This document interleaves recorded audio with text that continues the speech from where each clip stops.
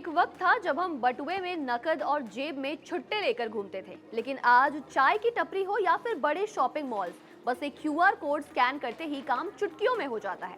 बिना किसी तामझाम के पलक झपकते ही होने वाले इन ट्रांजैक्शंस ने न सिर्फ हमारी जिंदगी को आसान बनाया है, बल्कि पूरी दुनिया में भारत की टेक्निक का लोहा मनवाया है। आज यूपीआई सिर्फ एक पेमेंट का जरिया नहीं है, बल्कि हर भारतीय की डिजिटल ताकत बन चुका है। भारत ने दुनिया को दिखा दिया है कि एक छोटा सा क्यूआर कोड कैसे पूरी इकोनॉमी को बदल कर रख सकता है।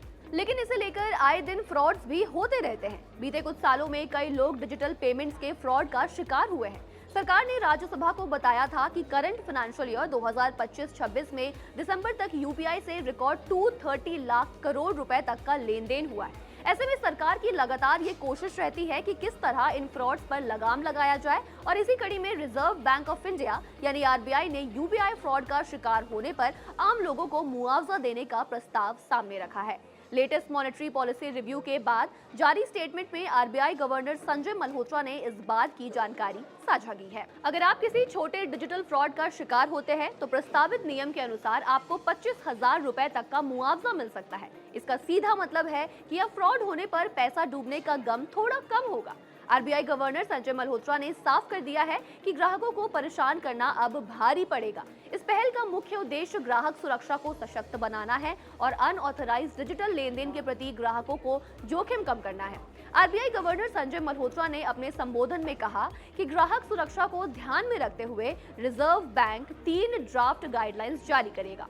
पहली गाइडलाइन मिस सेलिंग से जुड़ी होगी, दूसरी गाइडलाइन लोन रिकवरी और रिकवरी एजेंट्स की भूमिका को लेकर होगी, और तीसरी और सबसे जरूरी गाइडलाइन अनऑथराइज्ड इलेक्ट्रॉनिक बैंकिंग लेन देन में ग्राहकों की जिम्मेदारी को सीमित करने से रिलेटेड होगी। आरबीआई गवर्नर ने बताया कि इस तरह की धोखाधड़ी के कई मामले सामने आ चुके हैं, जिनके मद्देनजर रिजर्व बैंक पहले भी कई कदम उठा चुका है। आरबीआई सीनियर सिटीजन के लिए डिजिटल पेमेंट को और सुरक्षित बनाने वाला है, और इसके लिए एडिशनल ऑथेंटिकेशन और लैग्ड क्रेडिट जैसे फीचर्स भी कुछ दिनों में आ सकते हैं, ताकि फ्रॉड को बीच में ही रोका जा सके।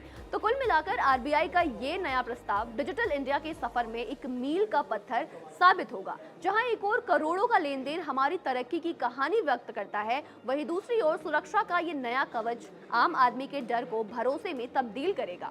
25,000 तक का मुआवजा और सीनियर सिटीजन के लिए खास फीचर ये साफ करते हैं कि सरकार की प्राथमिकता सिर्फ डिजिटल होना नहीं, बल्कि हर भारतीय की मेहनत की कमाई को सुरक्षित रखना भी है। अब जब टेक्निक के साथ साथ सुरक्षा का ये तालमेल बैठेगा, तो डिजिटल ट्रांजैक्शन न सिर्फ आसान बल्कि बेखौफ भी होंगे। तो खबर पर आप क्या सोचते हैं, हमें कमेंट में लिखकर जरूर बताएं।